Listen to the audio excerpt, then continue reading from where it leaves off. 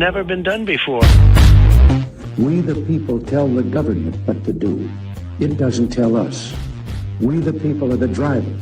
The government is the car. And we decide where it should go and by what route to do. We the people are free. And I hope we have once again reminded people that man is not free unless government is limited.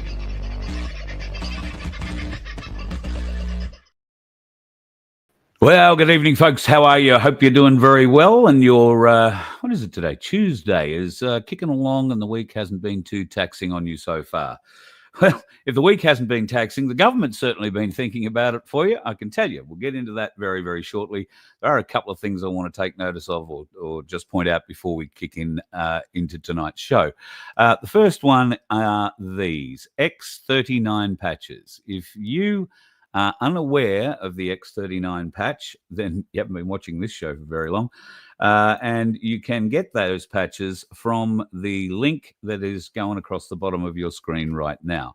Recently, I had the opportunity to share a couple of these patches with one of you, a mate of mine called Tim, who doesn't live too far from here. Really nice bloke, but he's been having back issues. He's a former arborist and landscaper. So, you know, man, though I think whole family were in the forest industry for many, many years. So he's done a bit of damage to his back. He's got a bit of arthritis and a few other bits and pieces, and he's been a bit off his feet, so to speak.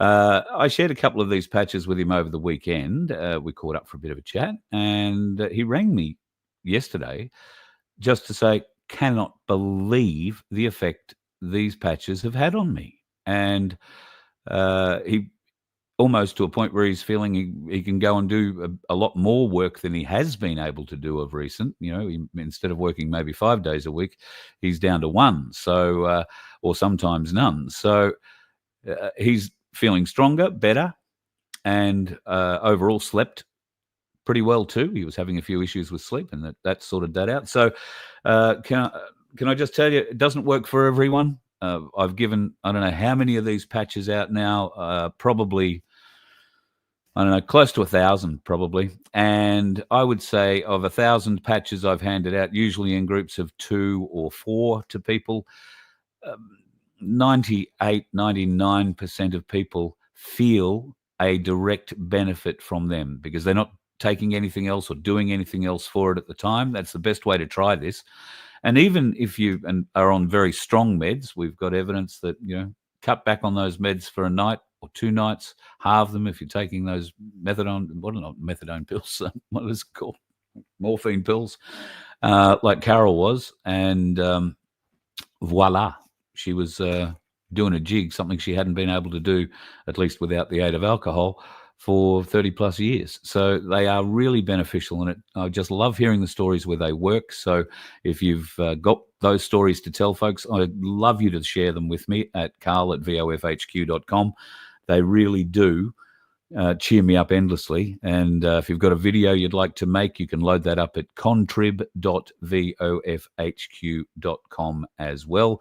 And if you want to buy some of those patches, you can do so without having to sign up to anything. You don't have to, you know, agree to be a part of any selling operation if you don't want to. There is a way for you to make money out of the patches if that's what you so choose to do. But up to you. There are quite a few people who are making a little bit, well, I'm making a little bit of money out of it. It keeps us going. It pays the occasional bill most months. So that's really beneficial, and it could help you that little bit too. So if that's the way you feel you can operate, only if these are of benefit to you. If they weren't working, I wouldn't be telling you. I wear them, you know, neck pain, shoulder pain, back pain, knee pain, hip pain, gone. It's ridiculous. Dwayne, who you've met once or twice on the property, he fell over recently, whacked his hip. One of those patches, the pain, not only the pain was greatly relieved, wasn't completely gone, but the pain was greatly relieved, but the swelling and the bruising was almost non-existent. And for a little bloke, or a little skinny bloke with him with just a bony bum, He was expecting to go black, and it didn't happen. So there are many, many benefits to many, many people. Nearly knocked the phone off the table. And sometimes it doesn't work for people. But I'm very happy to share. And I think I owe a few people a couple of patches who've written to me. And if that is the case, I'm sorry I've lost you in the email. So send them to me again and I'll send you some patches. You might also be able to afford your own if you've got yourself a ticket in this lottery. Now, I think we're into number 3 or number 4. I can't remember. There are about 300 sold. So there's 450 tickets left for sale. They are only $2 a ticket. You can buy a maximum of 20 tickets in any one lottery per person. And we would love to be able to give you $750. Phil was one of the last people. I think he was the last person who won. And of course, the beneficiaries in some manner, small, not, well, it's not small, but it's not large. It's not the hugest amount, but it will be if we can get more people buying tickets in the lottery, because we're just going to keep feeding money to the donkey sanctuary as long as we possibly can, because funnily enough, with the donkeys, they require a bit of feeding. So if you would like to help, we would love to help you win $750. You can only, as they used to say in the classics, be in it to win it. And you can get a ticket through our merch site at merch.vofhq.com and click on the $750 sanctuary link there, and you will find an easy way for you to pick up your tickets. Can't thank you enough for your involvement in that. There's probably other things I can talk about, but I think I've raved on enough just to beginning. I may get to it afterwards. Right now, there are significant things happening in Australia in a number of different ways. Tax and some of the implications going forward on seniors are going to be quite significant. Yesterday, the Treasury, the Australian Treasury, that is, accidentally, and we say accidentally, released a document that is a report recommending the government raise taxes and slash spending if they ever want to consider balancing a budget. I know in certain areas that also reflected terribly badly on the government's promise to build 1.5 million homes in 5 years. I think Albo had, what are we now, 3.5, 4 years into whatever he's been doing. And they have built very few homes. And the homes they have built have cost a bloody fortune. And who's going to get them? Well, if it's anything like what's happening in Victoria, any new immigrant who steps off a plane and walks into Victoria is being handed, by the sound of it, a 2-bedroom apartment somewhere that's just been built brand new. And never mind the Aussies who are living homeless on the streets you've got to walk past to get to and from the building. Don't worry about that. The new imports who've come in off the plane, no problems, brand new seat for them. Anyway, I'm getting a little distracted. So there is going to be a lot of tax implications for a number of things that have been put forward in the last couple of days. And to help me try and sort out a little bit of that is the lady who's been out dancing with monkeys in the jungle all day, Kath Smith. How are you, Kath? Hey, how are you? No, I'm giving up running in jungles barefoot. I've learnt my lesson, Carl. Yes, for those who maybe don't follow you on Facebook, would you like to just tell people what's happened? Yeah, and I can also give a plug for the X39 patches because, so anyway, I've been learning to walk barefoot, grounding, and I'm getting really good at it. When I was in Australia, I used to walk like for an hour in the morning barefoot. For the first few weeks, it was like, ow, ow, ow, ow, ow. But now I can walk the whole hour barefoot, no problem. And so when I went to Bali, where I still am, I just really wanted to work barefoot. And I was in a beautiful jungle with waterfalls and just a whole lot of beautiful stuff. So I ran through the jungle barefoot, and I climbed the waterfalls barefoot, and I went through the forest barefoot, and I did all sorts of things barefoot. And now I have some sort of flesh-eating skin disease that has ended up with me in medical emergency situation, and I'm on antibiotics, and wonderful ivermectin, and a million other things. Don't start suggesting things, because I've had a million things suggested, and I've tried so many, and massive vitamin C, and you wouldn't believe all the stuff I'm doing. But also I threw on an X39 patch yesterday. I don't know if it's helping with the leg, because that's a different issue, but I also threw one on my hip, which I've got some chronic problems with, and it really, really, really helped. But anyway, I will keep walking barefoot, just maybe not in foreign countries. So you said a flesh-eating thing. Now, it's not like a bot fly or something that nestles inside It seems your like it. Like there can be little, according to Google anyway, there's little flesh-eating things that can burrow under the skin, and they're like in Bali and places like that. And it just seems like, it actually feels like there was something under the skin just like munching away. And I've got photos of it, and it was growing at about 2 millimeters an hour in size. The cut was just going grow, and the flesh around was turning black. Yeah, it was pretty scary. So yeah, like I know we all believe in alternative therapies, and I certainly do as well. And I'm on every alternative therapy you can imagine, because I really like my legs and I don't want to lose them.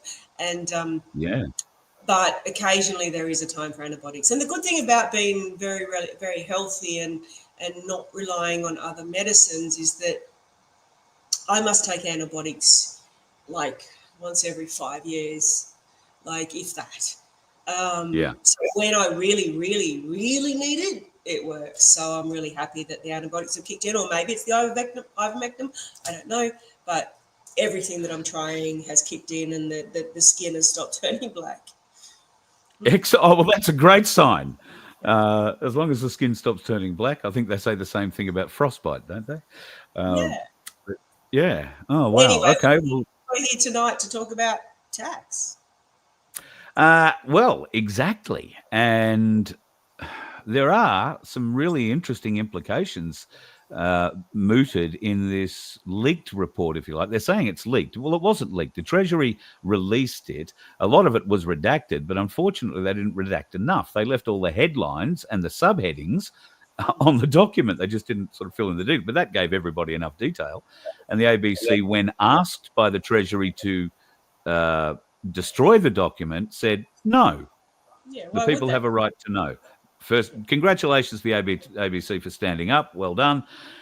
So tell us, Cass, what are some of the things that Treasury is suggesting, and why are they suggesting these radical actions? Well, firstly, when was the first time we trusted the ABC to do the right thing? Yeah, very true. So the fact that they said no to the government probably means the government maybe wanted that report out there. Yeah. Because, and then this brings a whole, like, we won't go into the digital ID at this stage, but the government kept carrying on that, digital ID, everything's safe in the digital world, but the government can't control its own bloody leaks. I mean, it's just ridiculous. So whether they put this report out there or not, we will never know. But some of its implications, I think more the implications are being in what is not said, because it's got out there, everyone can see it, but the government are covering it up and if you've watched any of the news reports, the Treasurer Chalmers is just saying, oh yeah, no, well, it's not important. It's like, well, we all knew about this and it's all okay. They're just downplaying all of the evidence and all of the criteria that's in there. They're downplaying it and making, oh yeah, doesn't matter, who cares, it's just, blah, blah, blah, which we'll talk about the detail of later. But the one thing that on all of, today I went through all of the different media releases on, well, what does this mean? And all of them are talking about the GST rises and the taxes on the super and the capital gains and all the things that we all know about.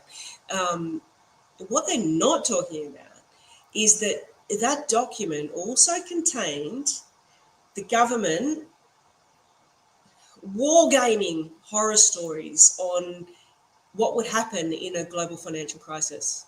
What would happen if the US dollar collapsed? What would happen if we lost confidence in the US system? What would happen? None of the media is talking about that. They're just like, oh, let's talk about this, so that nobody thinks about this.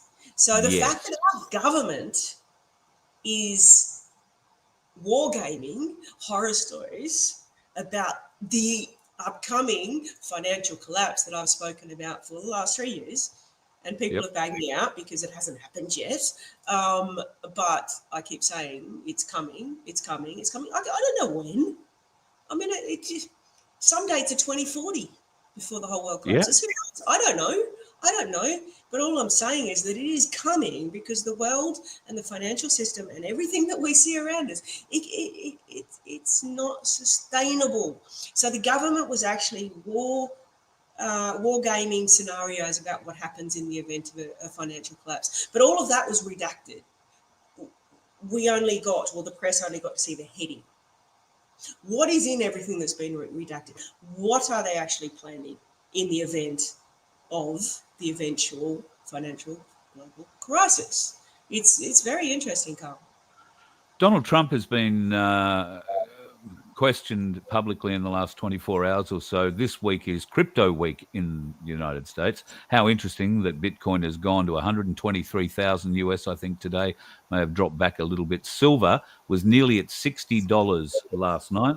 Let me just have a quick look here at Ainsley Bullion, and at the moment it's 58.46. That's gone up.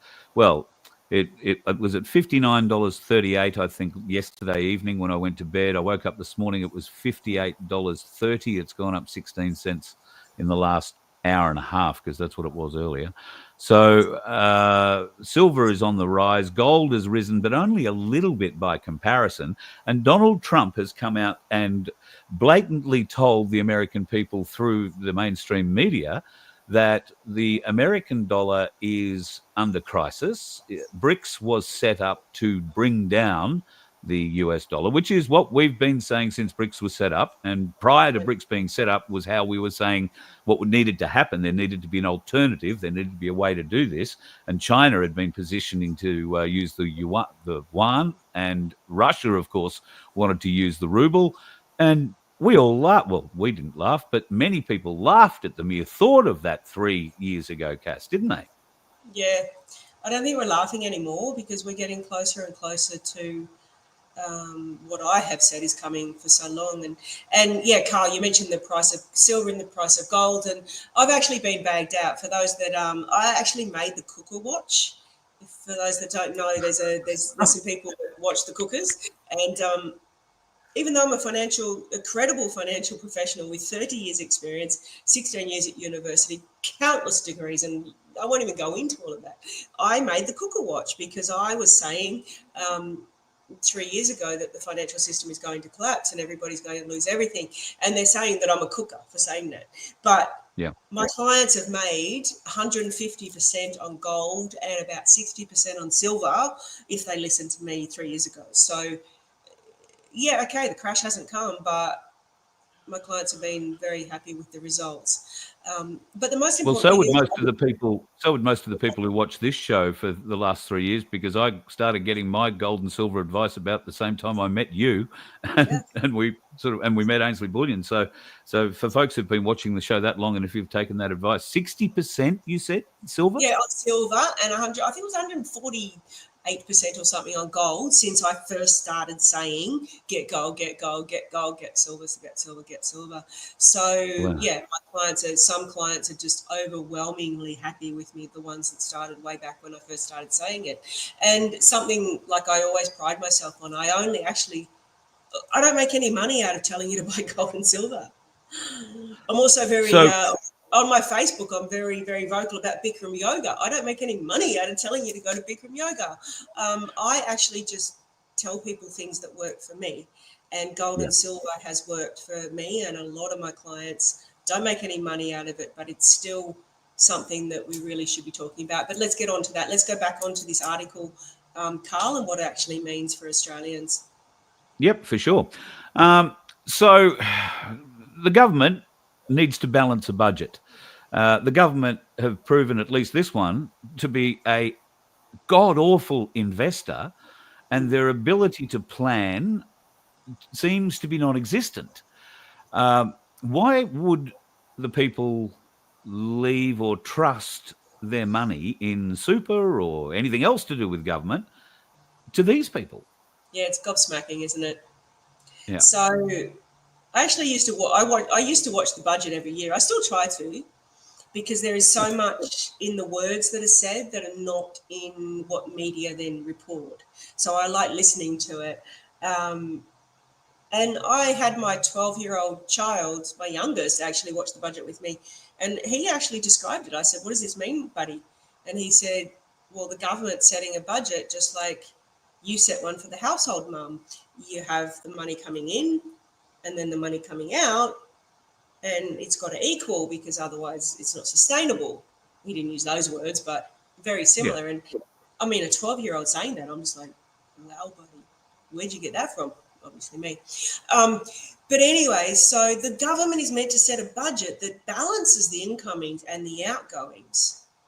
And I have spoken about this before. I actually read through the budget reports. I can't remember exactly what year it was. It was at the end of the COVID era, and I downloaded a few 100-page report, and I read. It was all numbers. Like, I'm an accountant, 30 years experience as accountant, and a forensic fraud analysis investigator. Yeah. Anyway, so I read through those pages one by one, looking at all the different lines, going, okay. And in a budget, income equals expenses. So I got to the end of it going, well, okay, where's all the income? Where's all the expenses? And then what I realized that on the expenses is that there was a whole lot of lines like COVID, marketing, NFP. There was even a monkey virus, NFP, war in Ukraine, donations, NFP. What the is NFP? And I worked it out. It was not for public release. So the budget actually means nothing, because you cannot analyse the incomes and the outgoings, because everything that they don't want to tell you just goes NFP. Ridiculous. But Chalmers himself, on now that this report has come out, which is basically you can sum it up to say the budget is a load of crap, because there's not enough incoming revenue because they need to increase taxes and they're spending too much. So the budget is crap, is basically what this report says. Chalmers, this is his quote: "We'd rather have a big, ambitious, difficult target and work around the clock to meet it than continue the approach of our predecessors, which was to build too few homes." What? I mean, when you said, let's say I do business plans for clients for their businesses, and I've always done business plans, and yeah, you do want to set a big, ambitious business plan and hope that you're going to meet it. This is the Australian government setting a budget for the... He said, Chalmers, "We'd rather have a big, ambitious, difficult target and work around the clock to meet it, knowing that we can't." Like, what? That's ridiculous.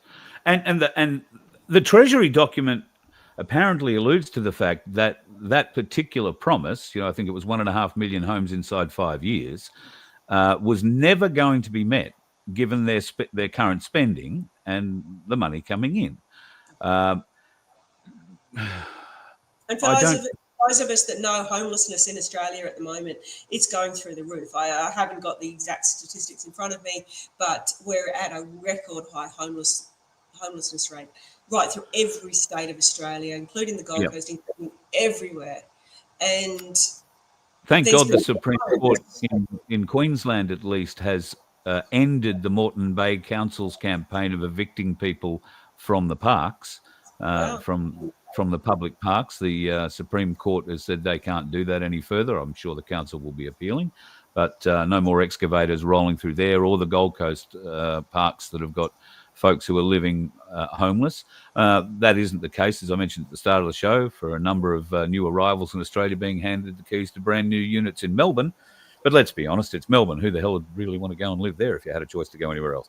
I'm not dissing people in Melbourne. I grew up as a Victorian. I just can't abide the people who seem to be running the place.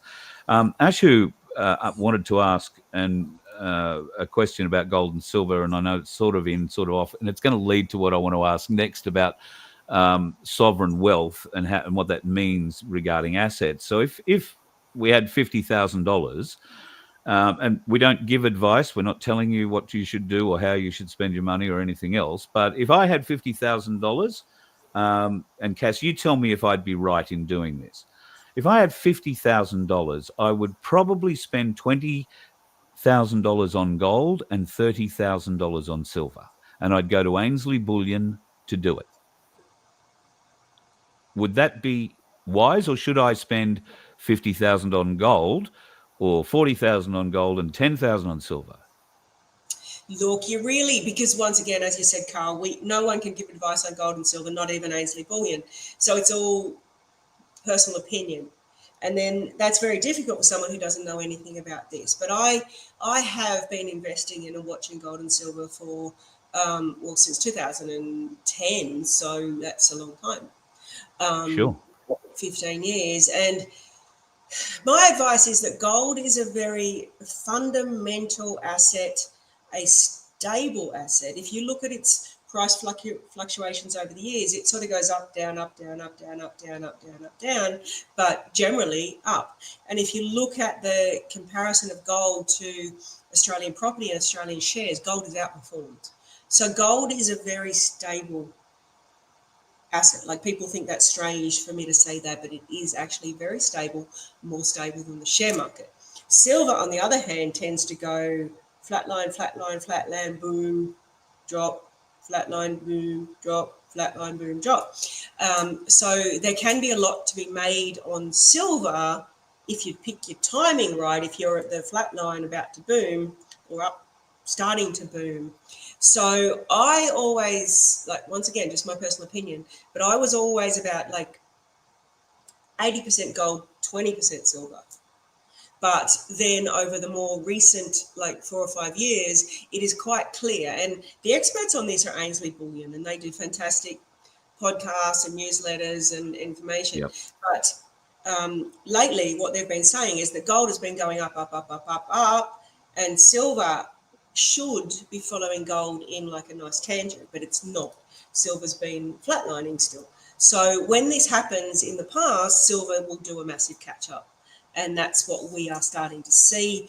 And so as a result, once again, my personal opinion is that I really reweighted my portfolio to 50-50, 50% gold, 50% silver. Right. Okay. And maybe just like 5% into crypto, or 10% if you're really a good gambler. But yeah, so yeah, that's where I see gold and silver. All right. Well, Ashu, I hope that helps you. And Ainsley Bullion in Brisbane or Melbourne, or go to ainsleyBullion.com.au. And don't forget to mention my name or the Voice of Freedom, and you'll get yourself a little bit of a discount. And if you're spending $50K, that might mean you get another ounce of silver or something. I don't know. Yeah, we'll see how it works out for you. And best of luck. So, Cass, sovereign wealth, that really is what we're talking about, gold and silver. Now, the government can't necessarily take gold and silver that you hold in your hand, but if your sovereign wealth or your own personal wealth that happens to be invested in a super fund, which was the reason we last had you on the show to chat, because super funds don't collapse, but oops, one did. How is what the Albanese government's report from Treasury going to affect our sovereign wealth, our gold and silver? That's a two-edged question. Firstly, what that report is showing is that government is coming clear for more taxes, more regulation, and we'll talk about the seniors a bit later, but they're coming for more taxes. So when it comes to superannuation, they've already introduced the $3 million tax, or they're trying to, it's still not through, the over $3 million tax, the tax on unrealised gains. What's next? They are coming with more and more taxes, more and more regulation against superannuation. And then, and it's not related, it's separate, but it's another example of what's going on in the world at the moment, is that super funds are collapsing. So people who have their super in superannuation funds, we're looking at getting more and more taxes, more and more regulations, and then super funds collapsing. So what we've been suggesting for a very long time is that people put their superannuation by way into an SMSF and into gold and silver. I have to be really careful about what I say, as I always do, as in the government are, on one hand, as I said right in the beginning, the government are wargaming, brainstorming, situations where the whole world economy has collapsed. They're brainstorming that. So Yeah. maybe we should be as well. Yeah. So And do you trust the government to do the right thing by you or the right thing by the government? exactly. So with SMSF, you can actually, I say this, and I'm just going to pick up one of the coins on my table here, put in the camera. So that's a gold coin. You can take your superannuation out of the online system where you can't see it, it means nothing, and have it in your own hands, buried under your own bed or in your own garden or in a vault or with Ainsley Bullion or stored securely, however you choose. But then you have it in your hand so that when, and I'm going to say when, because it's only a matter of when the system collapses, your super is now in your hand, not in an online system, and that's where we're leading to. And I can't say it enough times that if you have super sitting in these systems that are collapsing, these systems that the government are brainstorming wartime scenarios for, like, you're mad, get it into something hard and physical. I was going to ask about property, but as it turns out, that'll lead into something we're going to talk a little bit about later with the seniors. But you've always said property wasn't a bad investment going forward. Do you see that as a realistic thing going forward in the short to medium term? Okay, so those that haven't heard me on this topic before, I am a licensed real estate agent and I am a licensed property advisor. And the last probably 20 years of my career was helping people buy investment properties. And I built myself up to a portfolio of 10 properties, which is what I always wanted. That was my goal. And I did it a few times before and then lost it all in bankruptcies and divorces and things.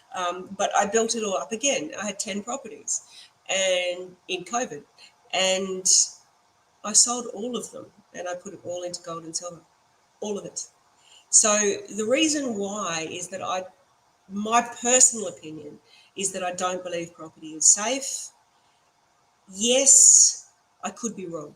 We do still have the pressure of the immigration coming in, putting an upward pressure on our prices and not enough properties being built as per this leak. But on the other hand, I'm talking to people on the street, the real life situation where the rates and land taxes increases that there are being levied. People are just getting bills in the mail and their bills have doubled from the year before. And the insurance increases because of the natural disasters, because of climate change. The insurance premiums are going through the roof. Everything is going through the roof. And people are just saying to me, I can't afford to keep my property because of the rates and the land taxes. So I am, as we move into sovereign wealth and being self-sufficient and looking after yourself, I don't like an asset class, which is property, where there are so many things out of your control. The rates, the land taxes, the insurances, the body corporate, they're outside your control, which will undermine your investment. If all of a sudden, and people in Victoria are saying this, that the rates and the land taxes are just making all the rent that they're getting on their investment property is totally gone in, and interest rates, of course. All the rent has gone in interest rates, land taxes and insurance, and they are going backwards at a rate of knots, and they can't afford to keep their property anymore. When everybody starts listing their property for sale because they can't afford it, what do we get? Crash. Anyway, that's once again just my opinion, but that is why I sold my entire investment portfolio and put it in gold and silver. Platinum's also not a bad buy at this point in time, I believe. And given what I've been watching on the ainsleyBullion.com.au website with its price, it's only been going up and it's been making significant increases on almost a daily basis. So something else to be considered. Regarding tax, I've seen an uptake in stories around Australia regarding younger folk who are making pretty good money. And some of those, I guess, are OnlyFans workers who are making six figures a month.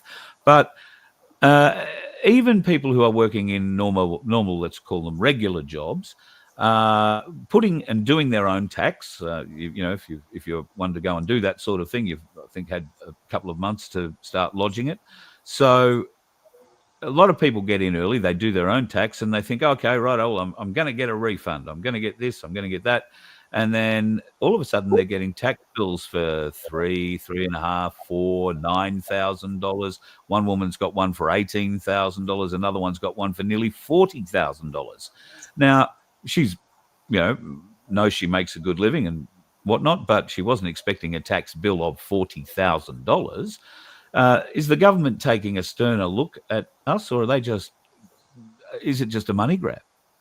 No, that's the way it always has been. I think there's just more media spotlight on it now. And there is no solution to that other than people to speak to a tax agent, accountant earlier on in the year, like rather than wait till you lodge your tax return and get a surprise, particularly if you've set up a business, so the OnlyFans and all the other businesses that are out there. Don't just go and earn a whole lot of money thinking that it's all going to be okay and then see an accountant a year later. Like, see an accountant straight away so that they can talk to you about your tax bill and put aside enough so that you don't get that big shock horror. So when you think about it, like if you're on a wage, your employer takes tax every week. So if you're on a $100,000 wage, I don't know the exact figures, but your employer is probably going to take about $35,000 a year out of your wage. But when you lodge your tax return, you've got that credit, so you don't get a bill. That's how it works. But if you go and set up a business and you're earning $100,000, and you think, yeah, great, I'm earning $100,000, everything's great. You're not paying any tax when you're earning that business income. And so then when you go to lodge your tax return, you've earned $100,000, the government wants $35,000. Yeah. If you were on wages, you would have been paying that every single week, fortnight, month. Because you're in a business, you haven't paid anything, now you've got a big bill. It's a problem. It always has been a problem. Just get advice a lot sooner about that rather than whinging about it in retrospect, I guess. What wants to know, does swapping metals incur a tax burden? Swapping metals, as in if you sell gold. If you were swapping, as it was pointed out, Mary Jane is in the chat tonight, so she pointed out something that Ainsley said the other day, that people are stocking up on silver now to buy gold. They'll use it and swap it to buy gold. So I'm guessing that's what that's referring to. Yeah, absolutely. So if you do sell metals to buy another metal, yes, it will attract tax on the gain. But I've always said, it's one thing I remember from my degree back when I was 20, is that you don't do things just for a tax purpose. So if you've made a profit and you want to sell and get that profit, you don't not do it just because of the tax.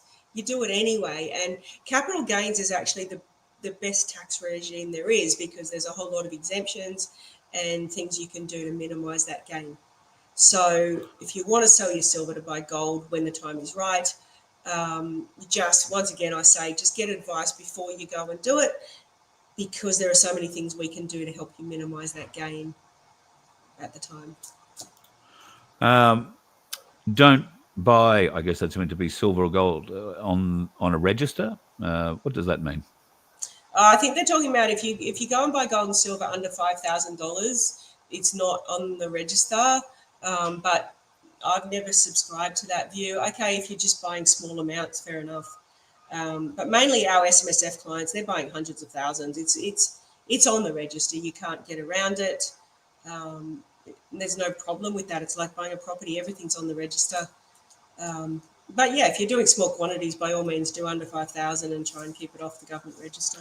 Yeah, but like you say, in a time where the government looks like it has its eyes on your super, and there's certainly movement already for the folks who've got higher holdings in their super, and ostensibly seen as the rich people, but soon enough, the rich people, either through political pressure or other ways, will make sure that burden is spread deeper down the superannuation scale, and it will eventually wind up affecting everybody, in my opinion. Is that wrong? Am I way off base there? Do you think the government can be trusted to just keep it to the rich people?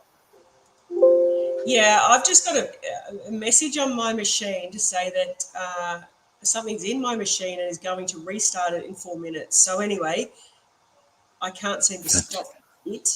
But I'll answer your question, and then we'll just see what happens in 4 minutes and 27 seconds, according to this countdown.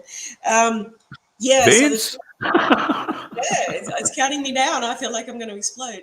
Wow. So anyway, the $3 million tax, yeah, it is an issue because like $3 million, and I've said this myself, like if you've got more than $3 million in your super, well then good on you, because most people don't. Maybe you need to pay a little bit of tax. But the problem with the $3 million threshold is that it's called not indexed. So $3 million seems like a lot right now, but is $3 million going to be a lot in 20 years? Mm-mm. So, yeah, so that's how they're going to slowly, from now it's targeting the rich, but over time it will target everybody, and that is quite scary. And the other one they brought in about tax on unrealised gains, which is, really, really devastating for some super funds that have got big assets that have got gains sitting there. And okay, it's only super funds for now, but what if they roll that out across other tax systems? So there's scary things happening in the background of the tax system. And what we've decided, now that I've on a 3-minute countdown now, is that every week we're going to talk about these issues, because I have got over 30 years experience in tax, 35 years, I think. I've got a master's degree in taxation. I spent 11 years with the tax department, and I've got a lot of inside knowledge. So I feel it's my role at the moment to be analysing what they're doing in all of these tax grabs and government policies to try and get to us so that we can, I don't know, hopefully maybe find a way around it, out of it. Yeah. Okay, so before you go very quickly, how long have we got left? 2 minutes and 35 seconds. The government have released a report on seniors that sounds very dramatic. If you are planning on retiring, if you are going into aged care, if you use medication, you need hospitalisation, there are going to be some huge changes made starting very soon. And you haven't had time to really analyse all this yet, have you? And this affects everybody, not just the seniors, because even people at my age, I've got seniors, I've got my parents. This affects everybody. It is absolutely insane. I just watched a 15-minute video on it today, and I was literally gobsmacked, just going, oh my God, this is actually the biggest change to anything I've seen in the Australian government ever. So I didn't want to talk about it tonight because I just haven't had my time to get my head around it. What these people were saying on the video was just like unbelievable. So I want to do a whole lot of research to make sure that it is actually true what they were saying. And we need to talk about that next week, because it affects everybody in their 50s, 60s thinking about retirement, everybody who's got elderly parents that are over 60. I mean, just quickly, one of the things they said is that from age 67, you will need a financial planner and a psychologist to agree that you can take your super out. Wow. Like what? Wow. You need a mental If that's health not incentive. You need a mental health assessment to make sure you know what you're doing if you want to take your super out. So let's talk about this, Carl, next week, because I will be on fire with that one. It is insane what they are planning for our seniors, which is all of us in the future, and our parents. That is frightening. All right, we'll talk about that next week. Maybe this time next week, next Monday, if you're available. Yeah, for sure.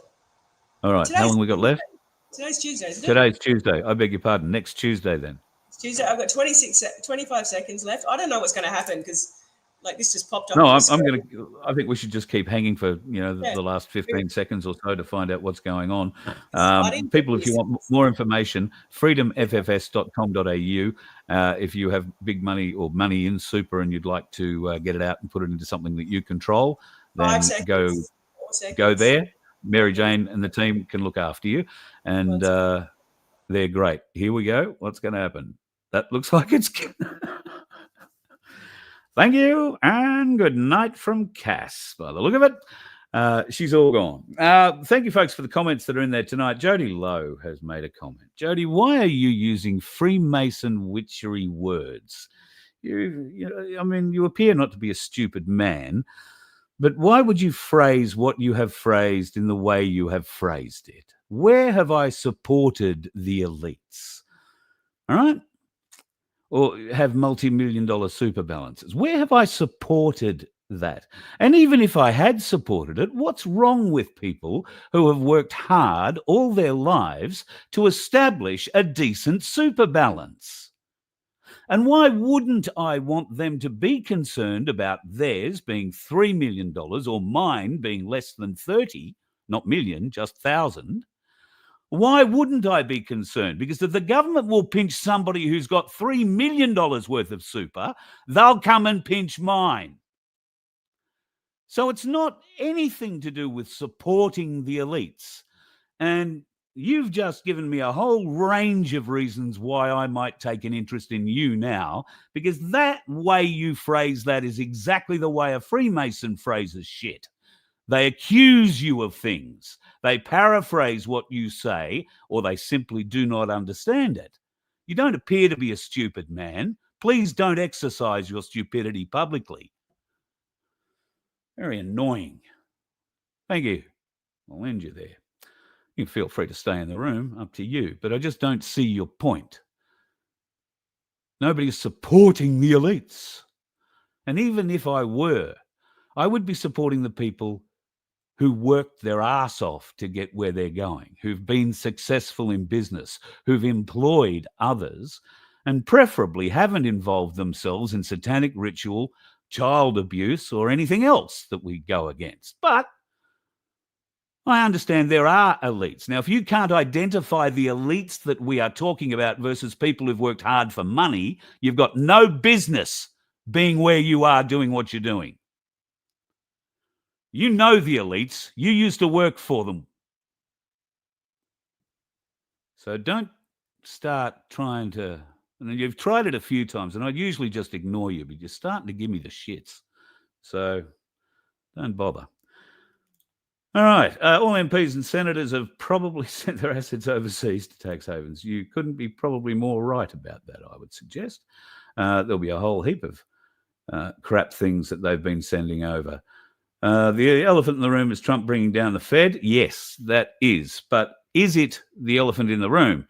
There are more moves today. Trump's talking crypto up in a huge way. He is trying to rebuild faith in the American dollar, particularly for Americans, but generally in the world.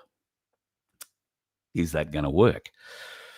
I guess it remains to be seen, but it will be an interesting battle over the coming days, and we're going to see a lot of it in the precious metals markets. So once again, I would advise, my advice is always, get a little bit of it. Get whatever you can afford of it. If you can share a little bit of that knowledge with others, then you're only going to help them. That's what this is about. It's not about supporting the elites. I mean, next thing, no, I'm not even going to bring that up. I'm just having a bit of a scan down here. Thanks, Crunch. Well, see, Jody, you're getting the idea. If you're reading the comments, you don't get a lot of support for what you say. And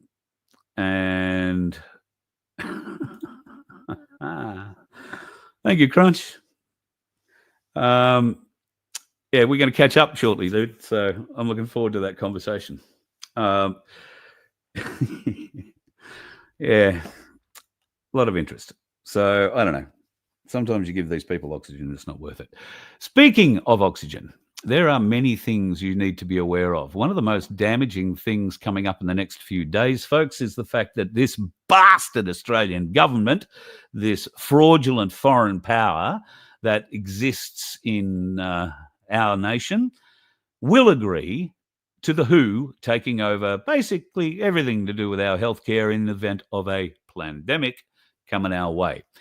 Now, it's pretty horrifying. We thought we'd made it pretty clear to the government, I don't know how many times, quite a few times, that the Australian people did not want to be part of this in any way, shape or form. However, the government, in their infinite Albanese wisdom, God help them, have decided that we should very definitely be part of all of that, but in a watered down version. Now, that watered-down version turns out to be not nearly as watered down as it once was. And if we agree to this, or at least we don't signal our disagreement with it and our ability to reject it, which we do have, before the 19th of this month, then all is lost. Here is a link that I'm posting into the chat right now.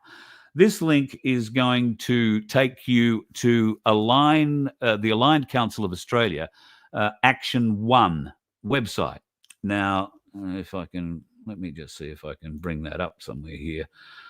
Pretty sure I've got it on a screen. Now, what this is going to do is give you a little bit of an idea of, that's Action 2. So I must have Action 1 floating around here somewhere. That's not Action 1. There we go. That's Action 1. Let me find it. So I can share this with you, hopefully.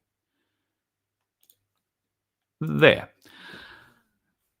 Okay, this is a petition that you can sign. It's going to Mark Butler, and you just hit the Learn More button there, and you will get a bit of an idea on the letter. Well, I can show you, I think, the letter if I find the right screen. Well, actually, let's just click the Learn More button. So the Honourable Mark Butler, I'll try and shrink that down a bit so we can all read it. There's just over 44,000 signatures. That means there's been 2,500 signatures today on it alone. We need you folks to sign this. Go here and get a hold of this letter. It's very easy to sign, just your name, your email address, and God knows if you're willing to sign whatever documents to send to the government, you may as well put your name on this one, because at least this one may have a benefit for us. It may not have a direct benefit immediately for us, but in theory, I think, at least in a court case going forward, it might have a very significant benefit. So that is Action 1, and I do have an Action 2 thing that I'll post up for you as well. Oh, bloody screens. Let's copy and paste that. Typical bloke, can't do more than one thing at a time. And I'll post that into the chat so you can go to Action 2. Now, if you go to our website, folks, you will see that there is, at the very top of it, vofhq.com, you will see that there is a great video from Dr. John Campbell, who's interviewed a gentleman by the name of James Roguski. Now, James has written a very, very interesting Substack about this WHO and all the WHO amendments that we will be aligned with if we allow the Australian government to sign us up to this god-awful treaty on the 19th of July. Now, if you go to vofhq.com, you will be able to watch that interview, and I can also post you, in fact, I'll do that as well. I'll post you the Substack address in the chat to James Roguski, or Roguski, I'm not quite sure how you say it, and you can have a bit of a read there. There are 24 reasons why this must be rejected. There are, I think, 8 countries who have another 8 months longer than we do. New Zealand is one of them, funnily enough. They rejected the offer out of hand first time and rejected the shortening of the period by 8 months for decisions to be made on it. So the Australian government didn't reject that. No, we'll dive in boots and all on the 19th of June. That's exactly what they're going to do, the bastards. Do what you can to stop that. Also, if you want to get a bit of an idea of what Cass and I were talking about just prior to her being cut off, the seniors issues going forward are going to be extremely significant for people my age or anybody in their 50s. You're going to have to deal with this sooner rather than later. If you want to know what I'm talking about, I'm just posting that video up now. Vince may or may not have it up on the VOFHQ website just yet. If it is, it'll be above the Dr. John Campbell one. But if you click on those links, I urge you to watch that today. I urge you to share it far and wide with anybody your age. This is no conspiracy theory here, folks. This is a plan they have going forward, and it will horrify you It will absolutely horrify you. When I sent this to Cass today and said, can you have a listen to this and see if you're as worried about it as I am? She came back and used the words gobsmacked, horrendous. We must, fight this. So it is a very, very significant video. Go and have a look at that. The last one I just posted up in the chat there, and yeah, we'll see what we can do, because we're going to need to fight that as well in a very, very significant way. What else did I have to talk to you about this evening? Have I mentioned the lottery? We are, let me see, how many tickets are we away from? We're still a bit under 450 tickets away from being able to make another draw. $750 in your kick, and a lot of the other side of the money goes to the Donkey Sanctuary. It helps us keep the Voice of Freedom going. One of those bills that I have to pay, and I'm still fighting with Telstra over my iPad and a variety of other issues. One of those is a $350 bill I get a month every month just to keep the telecommunications alive here. So any little bit you can do to help us helps keep us on the air, keeps us trying to give you the information, and gives you the ability to reach out if you need help. And, we do connect people who can help if you need it. And I'll do everything I can to help. That's what I'm here for, I think. So, and I can't thank enough of you who help us. And when I say us, I mean we have a very small Voice of Freedom family, Vince and I. It's basically Vince and I. Well, it's probably more me than Vince too, if I'm honest. But I like to think of Vince as very much part of the family. And if Vince needs help, he gets help. Thankfully, Vince is very rarely in need of help. He's not terribly well at the moment, though. He's been coughing and spluttering. The whole family have caught colds. So if he's been a bit vacant here, it's probably in part because of that. And he's been working some very long hours for my place, who are restructuring and doing a few internal changes with the Unity Hub. If you're not part of that yet, get a hold of it. There is a wealth of information being shared in there, and a whole heap of different the links, put them in the comments later. Thank you, anyway, whole heap of information. What else did I have to mention to you tonight? I don't think I've got too many videos tonight. In fact, I don't think I've got any videos tonight now that I mention it. Well, let's face it. We're getting towards the end of the night. I probably can't play you this whole thing. It'll copyright me. I was going to play you a bit of George Carlin. In fact, I was going to play you 4 minutes of George Carlin. I might have to go and cut that up and play it to you in segments so I don't get banned. If you'd like to help us out at vofhq.com, you'll find a donate button, or better still, we would love you to become a member. You can do so for as little as $2.50 a month, I think it is.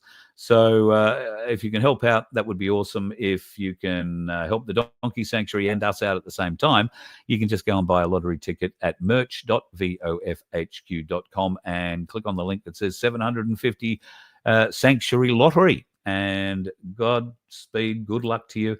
I hope you can take out the win, and the money is helps you out in a time where you greatly need it. Maybe you need to pay your car registration. There'll be news on car registration for those of you that pay it in the not too distant future. And I'll tell you a little story about a recent... No, well, I think I may have already told the story, but we'll reshare the story. A very interesting issue with car registration that I've been through recently. Confusing, should I say. At least that day, I wasn't the only dickhead on the road. And there's something to be said for that. Be safe. See you tomorrow. You let one ant stand up to us, then they all might stand up. Those puny little ants outnumber us 100 to 1. And if they ever figure that out, there goes our way of life. It's not about food. It's about keeping those ants in line.